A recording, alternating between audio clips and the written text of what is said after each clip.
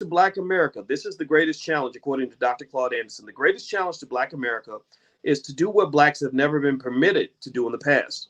Through centuries of slave insurrections, civil rights demonstrations, and urban riots, Blacks have never had a public policy or a clearly identifiable goal. They have not developed a public policy on how to deal with racism, where they intend to go as a people, and how to best get there. This public policy ought to be broadly disseminated to all Blacks and interlinked with all levels of Black communities across America. All segments, churches, schools, businesses, and community organizations should be involved in designing strategies and supporting the public policy. Rather than reinventing the wheel, Blacks should use white society's model for establishing public policy because it was very successful. Now, here's what I want to throw out there as something to consider in your own public policy. Here's what my ideology is, and I think Dr. Anderson gets where I'm coming from with this. I believe that in order for us to move forward as a community, we're going to have to do a little bit of what the blockchain does for crypto.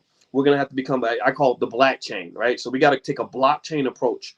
The beauty of the blockchain, in case, for those of you that may not be familiar with crypto, is that the blockchain decentralizes things so that you're not leaning on sort of one centerpiece in terms of how to get things done. The blockchain, because it's so decentralized, it makes it harder to kind of attack the blockchain. You can't sort of go in and do some of the things that you might have been able to do with the fiat currency system, which is why the blockchain is brilliant.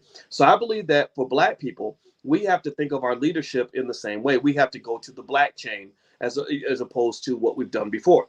The previous type of Black leadership we've had is where there was one sort of central point where there was maybe one or two Black leaders or one Black council that kind of gave the whole narrative for the whole community and told everybody what to do. And in some cases, it ends up being a group that's controlled by whites, right? Some group that's, the gatekeepers, the Al Sharpton types, no offense to Jesse Jackson or anybody else that might be in that category. I'm sure they did their best. But I believe that Black leadership needs to be decentralized because that's the best way to maintain control. So the decentralization means this. It means that I believe Black leadership should take place in every single household in our community. Every household, everybody in here that's in a household that is either a head of a household or one of the key decision makers in the household, I believe it is up to you to shape the public policy that exists within your household. My parents can say that they had 3 kids that went on and became much more successful than the children of all their friends. All my friends I grew up with, a lot of them on drugs, in jail, dead, all kinds of stuff. And the thing that made our family a little bit different is because in our household, my father was the king, my mother was the queen. In our household, we shaped our public policy without worrying about what little Jimmy down the street was doing. If I said, anybody have that kind of mama where you say, well, so-and-so was allowed to do it, and why can't I do it too? And you say, well, I'm not, your mama says, I don't care about your little friends. I'm not their mama, right? Their mama, that's not your mama. Your mama said this, right? So our parents were kind of like that. Our parents are like, I don't care what anybody else is doing.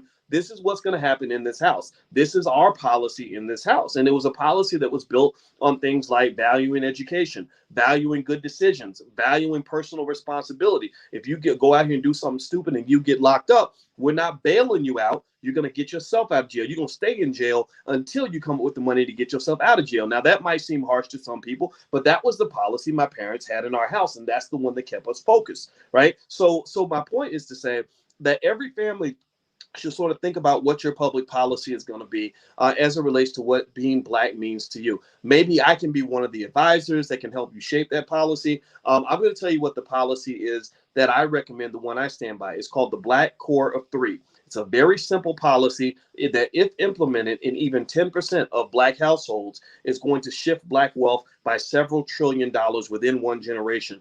This is, in my view, a game changer. I'm not speaking as an average Joe. My PhD is in finance, so I am a financial economic researcher. So I understand exactly what moves the needle when it comes to economics. The Black Core 3, some of you have heard it. I'm going to repeat it to you now. The Black Core 3 is very simple, easy to memorize. You can write this down and share this with your family if this is something that appeals to you. 1, Black people must, with absolute certainty, find ways to educate our own children. We must educate our own children because education isn't just education. Education is an indoctrination. Education doesn't just give you facts and figures, it gives you your value system, right? So ultimately, you must be the primary educator when it comes to your kids. It doesn't mean you have to homeschool them. We are in the process of trying to develop homeschool networks and all that. That takes a lot of time, takes a lot of work. Whenever I talk to the celebrities, I tell them, let's build a school system. Go get me $50 million and I can educate 100,000 black kids. I can do that with $50 million, right? But until that day comes, you have the internet. You are the primary influencer on your child. So in my view, every black person, every black parent must educate our own children, because our kids are going to these white schools, and these white schools are messing up their damn brains. These kids are graduating. They can't even read, can't write, can't do math, can't start a business, can't do nothing. They cannot survive, can't grow their own food, don't know how to do nothing except twerk and play basketball. What the hell is that? They're ruining your future. They're destroying your seed. They are poisoning your soil. They're doing that deliberately because they want you to stay broken down, busted up, a day late and a dollar short. They're used to the narrative of black people always coming in last, and they do everything they can to maintain that status quo. So you must educate your own children. Number two, you must learn how to create your own job. If you go to my Instagram, which is the real Boyce Watkins, you might not be able to find it. I guess because I speak so much black stuff, they shadow ban me. So you can check for Financial Juneteenth or the Black Financial Channel, because I posted it on a couple platforms. But basically, we must learn how to create our own jobs. I'm just going to tell you, when you talk about concepts like equality, think about this. Especially, I'm talking to the men for a second. If your ability to be a man is determined by another man, how can you say that man is your equal? Like, how can you ever pursue equality with another man when that man gets to decide if you get to be a man? When you're running around here begging for opportunities and saying, gosh, I hope somebody gives me an opportunity. I hope they give me a job. I hope they give me this and give me that. I'm not saying there's anything wrong with having a job. I'm not saying there's anything wrong working for white people. We're not into that. I'm not here to job shame or none of that. But what I'm just trying to really say to you, just keep it 100. Let's be honest. Give me a yes or no. If one man feels that his ability to be a man is determined by another man, are those men really equal? Can you say that we're equal? No. If black people are always working for white people, how in the world can black people be equal to white people? It's not possible. You're not equal. One has all the power, the other one doesn't have any power, so that's not equality. The pimp and the hoe are never on the same plateau. If the pimp's calling the shots, the hoe, no, it doesn't work that way. You can't be the subordinate and be the leader at the same time. It just doesn't work, right? And so what I'm saying to you is that we must gain the ability to create our own jobs. This must be job one. This must, and it looks, and let me give you a simple description of what this looks like. A lot of y'all have smart kids. A lot of you have smart children that are going to go to college and do well and get great job offers and go on and make $1 million. And I think that's wonderful for them. But the issue to me is that one of the core values of that child should be, I'm going to multiply my success. How do I multiply my success? I'm smart. I'm good at what I do. How do I clone myself? I had a conversation this morning with two guys, Brother Ben X and Brother Farrakhan, who are buying hundreds of acres of land in South Georgia. It's called Hereafter Farms. I'm investing in the project. I'm going to buy a plot in their property, because I let them know. I said, I'm very proud of you. I want to support you. And I'm going to put my money where my mouth is. I want to be a part of this. And I told them, I said, the first thing I would love to help you do whenever you're ready is I want to see you clone yourself. I want to see 1 million black men who are just like you. Right? Because Ben X, you're not going to see him run around talking about popping mollies. You ain't going to hear about Brother Farrakhan getting 18 girls pregnant. You ain't going to hear about one of these guys going out and shooting up the club or telling black people to go kill each other. You're not going to see any of that stuff. You're not going to see that toxic behavior. Right? So what we need to do is find processes to mass produce. That's how you win a war. You win a war through mass production. Right? That's how that's how America won World War II. It's through the ability to mass produce bullets and guns and ships and tanks and everything else. Right? So we must, as black people, train our children on what it looks like to mass produce outcomes that are beneficial to more than just yourself. It ain't just about you. Who cares about what you did and how good your grades are and how special you are? I think that's great. But once you become the leader, or once you become the role model, you also must become the teacher. You must become the teacher. You must become the job creator, right? So getting one good job is good for you. I think that's wonderful, but that's not the same as creating 10, 20, or 30 jobs for other people in your community. You must be not just become a king, you must become a kingmaker. So ultimately what has to occur in our educational process is that at an early age, the ability to systematize and create jobs must be a core value of Black children. There should not be a successful Black man or Black woman anywhere who isn't sitting around thinking, how can I make sure that a lot of people are benefiting from the talent and the skill and the opportunity and the wealth that I have been able to create for myself? You understand? So the core value, Black core 3, educate our own children, create our own jobs. The last piece, support Black businesses. Support Black business. That's called the Great Redirect. If we do, right now we're living through the Great Resignation. I'm also pushing you to consider something that's happening now called the Great Redirect, which is where we redirect at least 10% of our spending, 10% of our spending that goes to whites and Jews and Arabs and Asians and everybody else, redirect that back to the Black community. We have 1.4 trillion in Black spending that occurs every year. This is not Black. This is not spending power. This is spending. Spending is not powerful. So I'm not going to call it Black spending power. I'm just going to call it Black spending. 1.4 trillion. That is greater than the GDP of dozens of countries on this planet. I think there are only 10 countries on earth that have a gross domestic product that exceeds the amount of money that Black people spend every year. So with that said, given that your spending power exceeds, or your spending amounts, I'm not going to say power, sorry, that your spending amounts exceed the GDP of countries like Mexico and Indonesia, and you're right up there with Canada, and you exceed Saudi Arabia, etc., well, then all you have to do is redirect a percentage of that money, and that will allow you to build absolute empires. You can create Black billionaires every single year. 10% of 1.4 trillion is $140 billion. You could buy the whole NFL 10 or 15 times over with just 1 year of the spend of 1 year. 10% of 1 year spending could literally buy the entire NFL. So when you have these athletes and these entertainers saying that we can't afford to own our own sports league, that is not mathematically true. You actually have the ability to create whatever you want. Again, your spending exceeds the GDP of Colombia. Colombia has sports leagues in it. Colombia has its own school system. Colombia has its own businesses. Colombia has millions of acres of land. So ultimately what you're lacking is really the imagination necessary to say, how do I take what we have and systematize that and position it so that it actually grows into something big and powerful and sovereign that we actually own and control ourselves. So that's the Black core 3. Black people must educate our own children, create our own jobs, and support Black business. That is my public policy for Black people. If we do this, if just 10% of us do this in this generation, that will lead to a multi-trillion-dollar wealth transfer in the Black community. And you're already seeing it happening now. But I believe we're just at the beginning of this whole cycle. Moving on. Next, somebody's asking about my t-shirt. So, oh yeah. Actually, if you go to All Black Tees, allblacktees.com, that's where my t-shirts are. So feel free to go to allblacktees.com and hit the thumbs up button if you're listening online. All right. So let's see. Conclusion. Black Americans should have always been a compassionate and caring people, or we've always been a compassionate and caring people. They should continue to do so, but it is now time for them to put their own interests first if they are to have any chance of changing their negative living conditions. Black America must develop strategies and programs that serve their best interests and allow them to both develop and protect themselves within a society that historically committed harmful acts against them. Until Black obsolescence was reached about 20 years ago, Blacks had limited ability to organize because they lacked capital, leadership, and resources, and were restrained by an economic system that still had a use for them. Now that Black labor is non-essential and expendable, Blacks as a group are vulnerable and expendable. So what he's basically saying is that there was a time where they really needed you to support American capitalism, right? They needed you in order to make money. Now they don't really need you as much anymore. Now they have between technology and Mexicans, they don't really need you. They don't need you anymore. So the question is, well, what can we do with these people? We feel like they're a nuisance.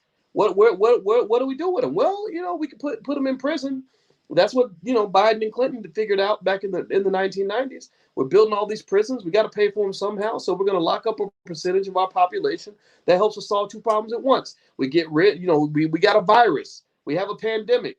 The pandemic is all these super predators that are in our communities that are plaguing our communities like roaches. So we need to build prisons. We need to put 100,000 cops on the street. That's what they said. We need $10 billion so that we can go lock up as many of these super predators as possible. So they treated you. You were the original pandemic. You were the original COVID. You were the original thing that they said we're going to vaccinate. We're going to make sure that I'm not going to use the V word because I get in trouble when I use the V word online, so I'm not going to mess with that. But seriously, they literally said we're going to disinfect society by locking up as many of these so-called super predators as we can, and we're going to make money off of them at the same time. That's where private prisons come from. That's where these expensive phone calls. I don't know if anybody ever has ever seen just how they milk the inmates and their families. Like if you get locked up, you go into the legal system. That's a great way to go broke. That's another way that black wealth is stolen. Black wealth gets taken through student loans. It can be taken through getting sick. If you go through the healthcare system, Big Pharma gets their money. Or if you have one or more relatives in your family that is in the criminal justice system, your money will be leaking out of your butt faster than you can say, what the hell just happened? You literally will be leaking money like it is a hemorrhage. The lawyer's going to get you. The court's going to fine you for every little thing. Once you get in jail, it costs money to do every little thing that you want to do.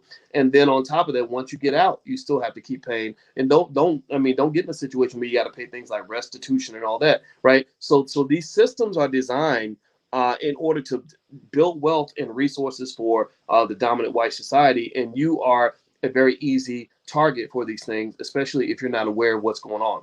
All right, so let's keep going. A National Plan for Black Empowerment. This is page 171, Black Labor, White Wealth by Dr. Claude Anderson. You can get a copy at powernomics.com. I hope you all will go to powernomics.com and do a cash mob on Dr. Anderson's site because he is a great man. He was actually on Charlemagne the God's new show on Comedy Central.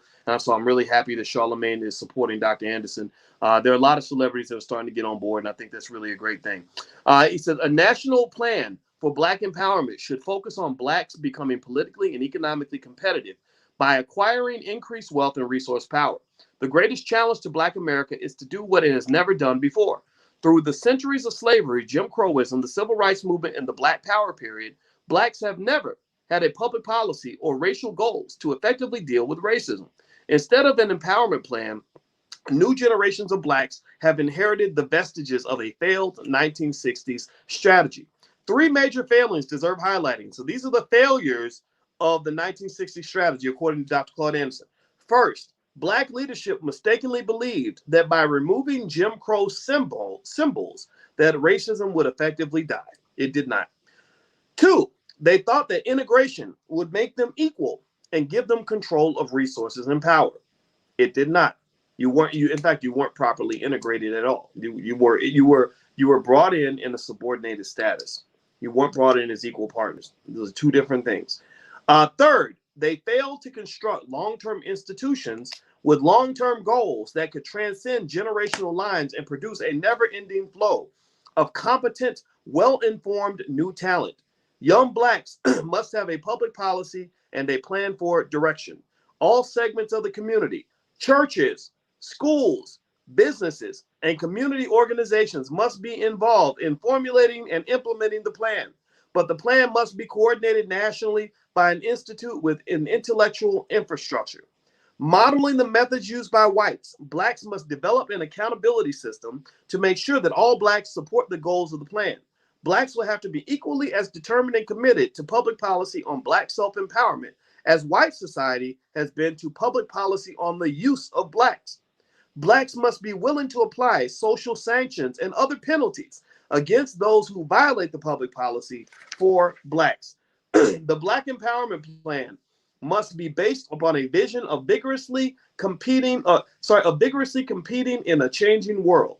The plan must go beyond the dream of equality and integration, which hangs before them like a carrot on a stick. So they got you chasing equality and integration, neither of which you've adequately achieved. And I will just tell you, I think chasing equality, not only is it not necessarily an interesting goal to me, but you're chasing it completely the wrong way. You can't talk about equality if you're not talking about wealth. If you've got 100 times more wealth than me and you get to define how happy I am, whether I feel like a man or not a man, well, we're not equal. We're clearly a subordinate. If I go to church and I'm begging white Jesus to give me an opportunity, and then a white man comes along and says, I like you, boy. I'm going to give you an opportunity. I say, thank you, sir. This is exactly what I prayed for. Well, I wasn't really praying to white Jesus. I was praying to that white man. That's who I was really praying to, right? Because he's my economic God. So the way to get around this is you must train your children to create opportunities. They just like it's for those of you that like sports. A good analogy is in sports, they have something called a playmaker. A playmaker is a person who knows how to create something out of nothing. Like shout out to Deion Sanders down at Jackson State. He actually recruited, he's getting a lot of flack right now because he actually recruited the #1 high school player in the country, a guy named Travis Hunter. I believe that's his name. And it's really fascinating to watch because white folks are mad, big mad because they're like, wait a minute, those are our Negroes. How dare you take our Negroes and talk them into going to an HBCU? That's a terrible mistake. And it's really funny because he passed up Florida State University. And if you follow college football, you'll know Florida State University absolutely sucks at football right now. Like their program is literally like Death Valley in terms of performance, but that's beside the point. But either way, though, the reason Deion Sanders recruited Travis Hunter is because he is a playmaker. He is such a great talent that he can make something happen out of nothing, right? So for economically speaking, the economic equivalent of a playmaker is a person who says, we need to create some wealth. We need to drum up some money. We need to create some opportunities. How are we going to get that done, right? So if they understand, if they have vision, if they understand how the economic game works, they know exactly how to position themselves so that they're able to create something out of nothing. I mean, there are people out there like that. You'll see them. These are the people that just know how to go find a way to make money, no matter what situation that they're in. They know where the resources are. They know how to go get it. They know how to position themselves properly. These are skills that you train your kids on at an early age, because if their only play, if the only move they have is, I need money, I need to go apply for a job and hope that a white man hires me, they're boxed in for life. You box them in for life. So again, this goes back to the clear point I want to make to you. I'm not saying that working for white people is something you should be ashamed of. I'm not saying that at all. I hope you get that. Give me a yes if you understand. If we can agree. I want to make this clear because some people think when I say this that I'm saying that working for other people is for suckers and that you should never have a job and that working with a white man, even talking to the white man, is bad. No, let me just tell you. Once you have power over your own life, you don't spend your life constantly shucking, jiving, and afraid of white people. You're not spending your life mad at white people all the time because you think they control your destiny, right? The more liberated you are, the more actually the more friendly you can be with everybody. You don't care. I meet white people, they think I'm wonderful because I'm not begging them for a job. I'm not mad at them for oppressing me. You're not the reason I'm not taking care of my kids. I chose to take care of my kids. So I can talk to you man to man, which means I have no reason to be threatened by you or have some sort of emotional reaction to you, other than the fact that maybe we can be friends if we're both nice to each other. I got 2 kids, or I got 3 kids, you got 3 kids. How about our kids play together? That's totally cool, right? So when I meet my white friends, we get along pretty well because there's no hang up. I'm not asking them for anything. They're not asking me for nothing. It works, right? So I'll just tell you, at the end of the day, working for other people is fine. You just don't want that to be your only option. If that's your only option and that option gets shut off to you, then what you're going to experience is various forms of economic stress. And people who've experienced economic stress become irritable as shit, right? I know it. I know it because I got relatives who ask me for money. I give them a little money, and then when I can't keep the money coming, and I say, "Hey, I'm gonna have to cut you off," they start cussing me out. Anybody ever seen that? Like, man, see, you ain't right, man. F you, man. Blah, blah, blah, right? They get mad, right? And I get it. I don't take it personally because I know what you're feeling. You're feeling economic anxiety that comes from the fact that I was your only move. I was the only option you had, which means that the key to freedom is options, man. Options and freedom are like siblings with each other. If you have options, you always have freedom, period. When I talk to young people about what they want to do when they grow up, I say, I don't know. You can look into different careers, but whatever you do, make sure you got options. If you got options, you have freedom. You'll be happy, right? Freedom is connected to happiness. That freedom, options, and happiness are all siblings that live in the same house. If you get one, you will typically have the other, period.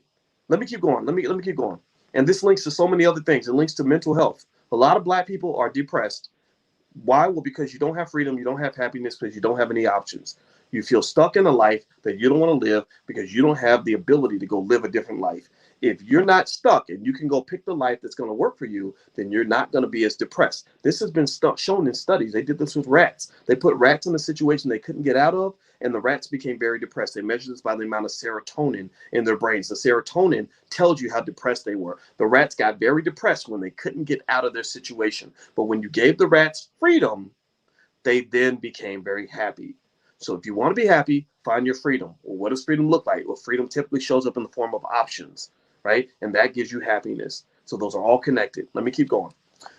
Next, okay, I'm on chapter 8. I'm starting chapter 8 of Black Labor, White Wealth by Dr. Claude Anderson. I want to keep reminding you, if you want a copy, you can go to powernomics.com. I'm going to keep reciting this website because I want to make sure Dr. Anderson gets proper credit for his brilliant, brilliant work. Also, those of you that want to take a look at the Black Wealth Bootcamp that starts January 6th, you can actually go to boycewatkins.com. If you want to sign up now, feel free to use the code word Dr. Boyce. One word, Dr. Boyce, to get 20% off anything in the Black Business School. So feel free to go to boycewatkins.com. If you're already a member of the Black Wealth Bootcamp, you can join live for free. So don't sign up again. If you're already a member, you have lifetime access. You can join this upcoming bootcamp for free. And then new members can feel free to go to boycewatkins.com and you can find the Black Wealth Bootcamp. Use the code word Dr. Boyce, or you can go to blackwealthbootcamp.com, either one. All right, so let me read. This is chapter 8 is Becoming Politically and Economically Competitive in America. And here's a quote from Apollonius. Sounds like a remember Prince's when he did Purple Rain. It was Apollonia. That was her name. The real pretty lady. All right. So the gods, quote, the gods see what is to come. Wise men see what is coming, and ordinary men see what has come. Interesting. So gods see what is gonna come. The wise men see what is coming. Ordinary men see what has come. Right. So that ordinary man, the one who sees what has come, is a man who is reacting to what just happened, right? So and you can't be God, so nobody knows what the future holds, but you can be wise, right? That's what this quote is saying. This quote is saying that if you're wise, you look down the road. If you're wise, you look at the future. If you're wise, you're thinking about your family for the next generation and beyond, right? So ultimately, when I think about this, I think about this week how I was literally imagining my life, but I was trying to look at my life from the year 20. It's 2021, right? I was trying to look at my life from the year 2180. I was literally trying to go into the future, and I said, what will the year 2021 look like in the year 2180, 160 years from now? So what I did was, to understand that, I said, how does it, so I went back 120 years, 160 years, excuse me. 160 years ago was 1860, right before the Civil War. And I thought about how we feel when we look at old pictures from the Civil War. It looks crazy, right? They're dusty. They're standing next to their horse. They take the pictures. Nobody smiles. They all look like they're mad about something, right? Because they're living in the Dust Bowl on the farm, or some of them are on slave plantations, right? So I thought about how crazy those pictures look and how many things have happened since 1860 that couldn't be imagined at that time, right? If you went to 1860 and you talked to them about jet airplanes, they can't even conceive that, right? Because nobody could fly in 1860. If you told them about a man going to the moon, or about having a cell phone where you could talk to people, anywhere in the world, or the ability to get on an airplane in LA in the morning and be in New York, in 4 or 5 hours, like that would have been completely inconceivable to them, right? So, and they look crazy and dusty. They probably thought they were hip and cool and modern, but to us, it's a joke. It's hilarious, but it was also real and it was relevant, right? Because back at that time, there were companies that were created, companies like, Coca-Cola or Smith & Wesson, or major corporations, General Electric, that were starting around the 1860s, that are multi-billion-dollar, trillion-dollar companies now. Do you follow what I'm saying? Do you get a Wells Fargo? Thank you very much, Ryan. I can name a lot of companies that started around that time, 160 years ago, that are massive global trillion-dollar entities today. And I know for a fact that there is no way that if you look at what they look like in 1860, that they could even visualize or imagine what they look like now. Like they literally, you could tell them they wouldn't even believe you. They literally would not believe you. Georgetown University, Harvard University, right? A lot of these institutions that are massive today, they existed 160 years ago, but they weren't even a fraction of what they eventually became. Right. So what it made me think about was, I said, okay, now I got to go back in my head and imagine that I'm that old, dusty guy from 160 years ago. Right. Like, we take our pictures. We feel like we're modern, hip and cool. We're like, yeah, look at us. We got cell phones and the metaverse and Facebook and all that. Just know that in 160 years, your great grandkids or Black people 160 years from now, you're gonna look raggedy. You're gonna look dusty. They're looking at pictures of you from the future and they're laughing at you right now. Like, we're taking these, here I am, I'm doing this video and I'm talking. I think that everything I'm saying makes sense. There's something about the way I look or the way I sound that is gonna sound straight up ridiculous. And they're gonna be like, oh my God, people back then were so proper, or they wore t-shirts back then, or whatever. I don't know what that future looks like, right? I can't imagine necessarily what that future looks like. But what are the things that I can hold on to? What are the certainties that I know will probably exist? Well, here's what I know. One, at least at the very least, one, I know that white people are probably going to keep on being white, because in 1860 you had a racial divide, and in 2021 you still have a racial divide. I do know that, right? So we do know that chances are in 160 years, white people will still be white, black people will still, be working through whatever we're working through as black people. What else do I know? I do know, based on what I saw from 1860, that there are some tiny little raggedy ass companies that ain't making no money, where y'all looking dusty as hell right now, that are going to grow into trillion-dollar empires. That I know. That I know, right? I know this, right? So I do. So that means that there are investments that can be made now. There are legacies that can be built now. There are institutions that can be established now that in 160 years are probably going to grow into something that we can't even imagine, right? We know this because that's exactly what happened before, right? What do we also know? We also know that there are going to be developments and opportunities. There are going to be entire stories told and legends lived in the next 160 years that we can't even imagine. Now, the people in 1860 could never imagine the civil rights movement. They can never imagine televisions. They can never imagine airplanes. They can never imagine cell phones. They can't imagine HBCUs, right? A lot of these things that we take for granted that exist in our lives right now are things that we would have a hard time explaining to them 160 years ago, right? So that means that looking forward, now this is, I want you to really use your imagination, try to follow me on this. I hope you're getting what I'm saying. I hope I'm not being too abstract here. But if you apply that same thing looking forward, right? You are the ancestors. You are the old folks from back in the day that are long dead. You've been dead for over 100 and something years. Well, they're now looking at you now. They're looking at what you created. They're affected by the things that you do, right? It's somebody who bought farmland. There are families right now that are extremely wealthy that bought land in 1862, right? They're like that. They just kept it in the family. Homestead Act, all that stuff that happened in the 19th century, in the 1800s, that affects wealth distribution today, right? There are things that people could have bought for $1 in 1862 that are worth $1 million now. Right. So the thing is that you have that same opportunity, and you also have that same mandate, if you will. But it's a personalized mandate. You can mandate yourself if you want to. I'm not going to mandate you. I don't have the power nor the desire to mandate you on anything. But I encourage you to mandate yourself to understand the significance of where you are at this point in history. Right? How it's going to look. They probably won't even remember you, to be honest with you. They may or may not. You may get lucky. You might become famous and they might remember you, but you won't care because you'll be dead. But you do have the opportunity, like ancestors did 160 years ago, if you can visualize the future. Imagine if you were a person in 1860 who could visualize at least a tiny fraction of the year 2021. If you could visualize that, okay, I don't think they're going to remember me. I don't think that everything I do is going to matter, but there are some basic things I could try to do now that are going to leave an impact, leave a legacy that will last far beyond the time that I'm gone. If you can have that vision, then you have a tremendous superpower. You really have a superpower right at your disposal. You go and you buy that house and you keep it in your family for 100 years, or buy that plot of land and you own it for the next 100, 200 years. You're literally turning your grandchildren into billionaires by doing that, right? So making that move, whatever move you make, you have to make the move.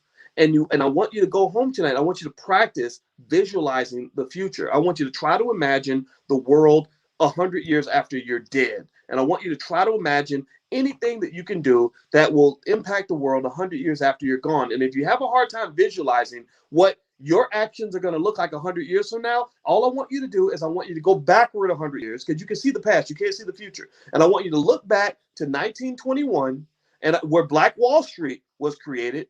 Pay attention now, we're still talking about Black Wall Street. Once you look back to 1921, 1919, 1918, where you had, Marcus Garvey's movement, you had W.E.B. Du Bois, you had all these household names that were doing major things 100 years ago that are still remembered today.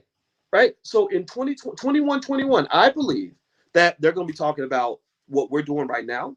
They're going to be talking about Dr. Claude Anderson and the impact that he's making right now.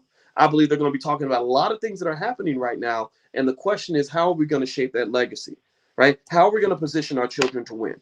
I hope that that was helpful in terms of helping you visualize the future. And I want you to just realize that you have the power of God in your hands because you have the ability to shape the future in ways that your descendants never will.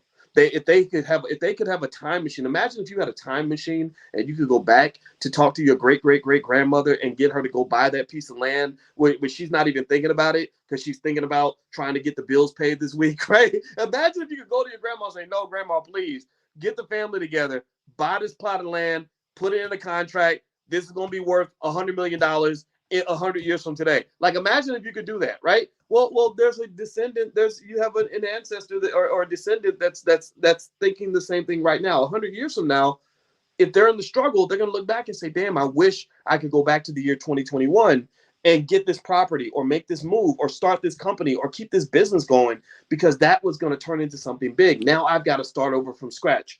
A lot of us have to start over from scratch because we didn't have people in the family that had the vision or the opportunity to have the vision to keep something going or to build something that was going to last. Okay, so let me keep going. I had to share that with you because that was literally a thought I had this week, and I was literally meditating on that. I was literally trying to see the future by looking at the past and seeing myself from the future. That's why I'm such a weirdo, but I like being weird because I don't want to be like everybody else. In a world that's this screwed up, I do not want to be a normal man because normal black men get killed, they get oppressed, they get crushed, they get distracted. I don't want to be normal. I want all of us to embrace the inner superpower that we all have at our disposal. So chapter 8, I'm going to read a little bit of this, and then we're going to close up for the night. He says, a new era is dawning, bringing dramatic changes across the world. Within the next 20 years, these changes will place Black people in the midst of one of the most important and turbulent periods in the history of mankind. There will be accelerated technological changes, unprecedented political upheaval, massive global population migration, and merging national political economies. These global changes will produce new anxieties and uncertainties. There will be a marked increase in ethnic and racial hostility as racial groups compete for power, wealth, and the control of resources.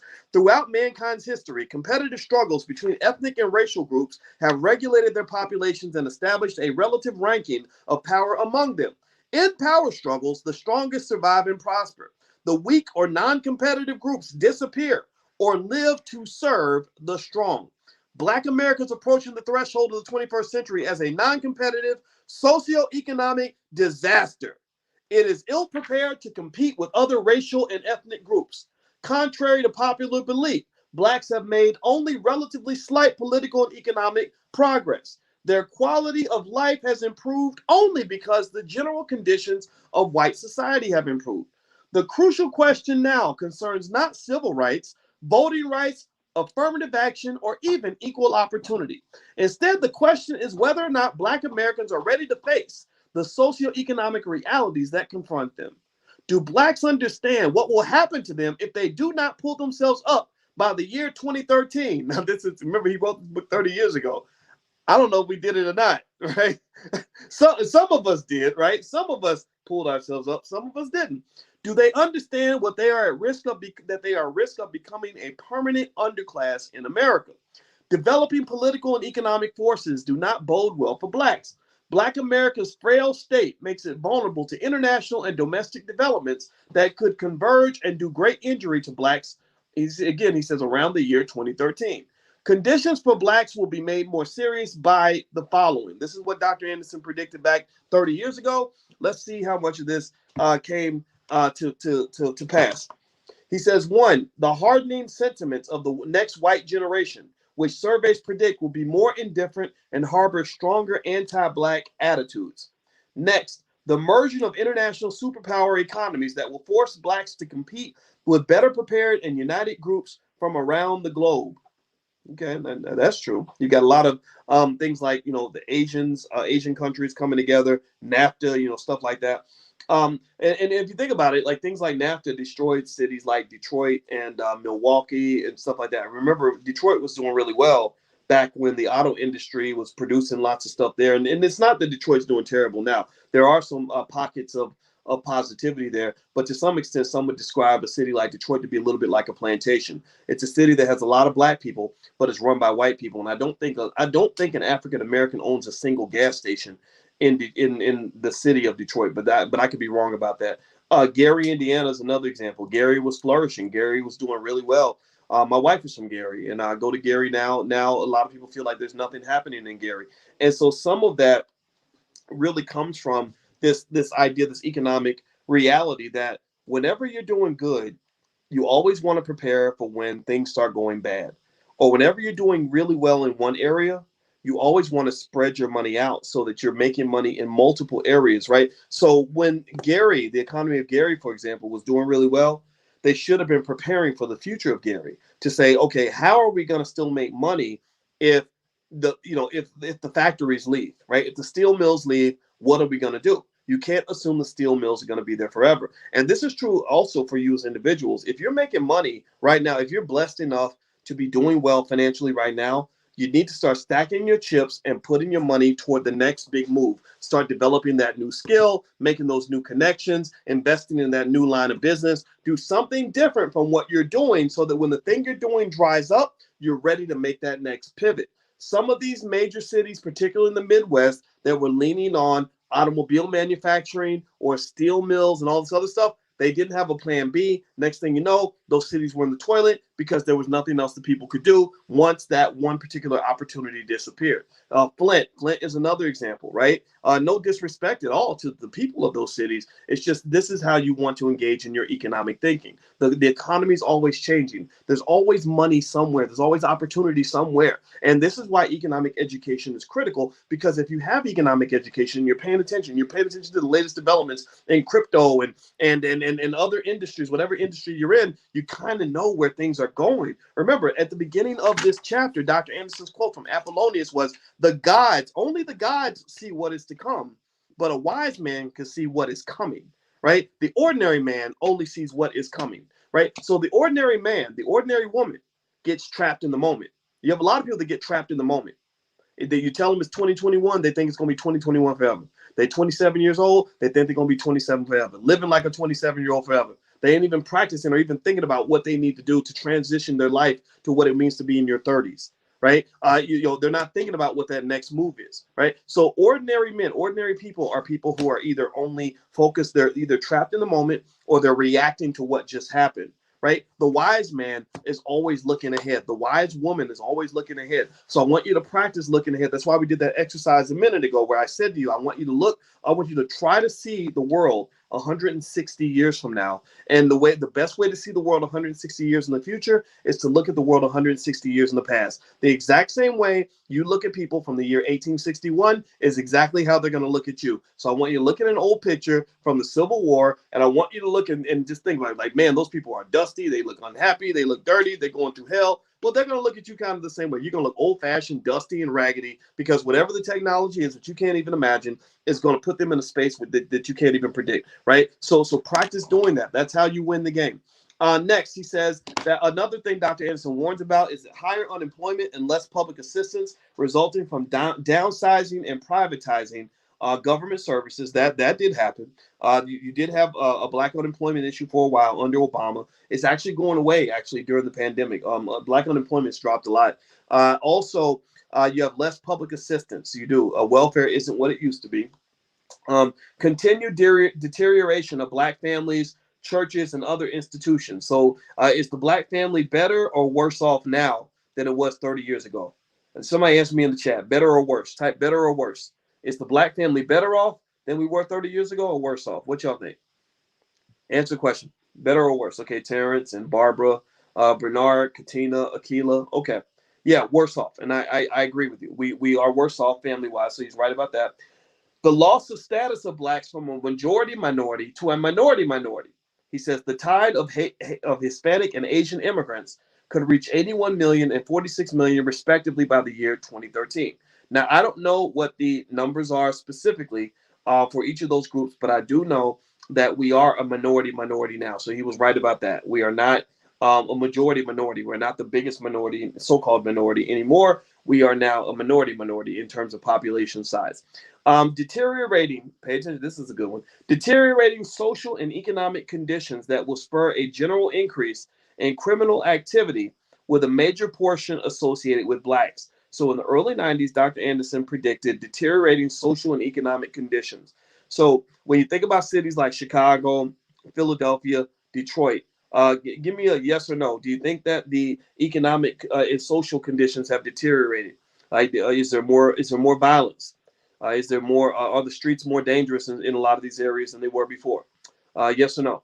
I can tell you too. I mentioned you guys before. 200 rappers died last year, which is kind of crazy. Also in Chicago, they just had 1,000 murders in Chicago. They haven't had 1,000 murders in Chicago since 1994. So Chicago, which is a Democratic-run city. I'm not telling you to go be a Republican. I'm just telling you what the Democrats are doing, because most of us, many of us, if we do vote, we do vote Democrat. I don't have a lot of faith when you have a Democratic-run city and you had 1,000 homicides in the city of Chicago, many of them children.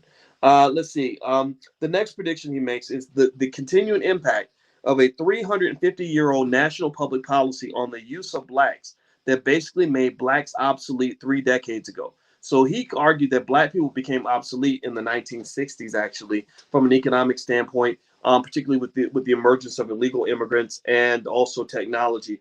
And so he says that trend will continue. So here's what he says here. He says, developing black empowerment strategies. We're on page 175 of Black Labor, White Wealth. You can get a copy at powernomics.com. Now is the time for Black America to start developing strategies for becoming a more competitive group. The purpose of this book is twofold. Firstly, to identify the historical genesis of white wealth and power and black poverty and powerlessness. Secondly, based upon conclusions from historical analysis, to use white society as a model and recommend strategies that blacks can adopt in order to gain competitive wealth and power.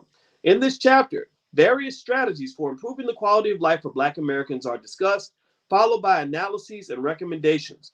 These strategies will demand from blacks a more focused and self-serving set of priorities and behavior patterns. They are absolutely necessary in order to give blacks real power. So what I'm going to do is I'm going to do a quick overview of the strategies he mentions. He mentions a few strategies. I'm going to read the strategy and give you the first sentence. And then next week, we're going to meet for the book club, and we're going to start reading through the strategies one by one. They're pretty thorough in terms of what he recommends.